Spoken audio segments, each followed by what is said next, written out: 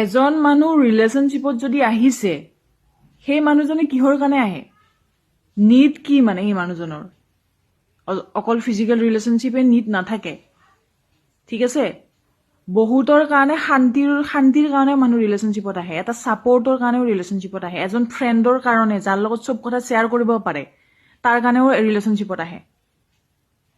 দিনটো কষ্ট কৰি কিনে বা দিনটো নিজৰ ছোৱালী হওক ল'ৰা হওক নিজৰ মানে যি আৰু মানে কৰিব লগা কাম আছে কৰি ৰাতি যাতে শান্তিৰে দুখাৰ কথা কোনোবাৰ লগত পাতিব পাৰে শ্বেয়াৰ কৰিব পাৰে মনৰ ফিলিংছ তাৰ কাৰণে মানুহে ৰিলেশ্যনশ্বিপত আহে আৰু তাতেও যদি জাজমেণ্ট কৰে কোনোবাই তাতেও যদি আপোনাক জাজ কৰে তাতেও যদি আপোনাক উল্টা পুল্টা কয় সেইজন মানুহে বুজি নাপায় উল্টা আপোনাৰ মাথাটো বেয়াহে কৰে আপুনি দিনটো কষ্ট কৰি সেইজন মানুহৰ ওচৰত গৈছে উল্টা আপোনাক 10 কথা শুনাই দিব আপোনাৰ মনটো বেয়া লগাই দিব তাৰ কাৰণে কোনো ৰিলেশ্যনশ্বিপত আহে আৰু তাৰ কাৰণে আহিব দৰকাৰো নাই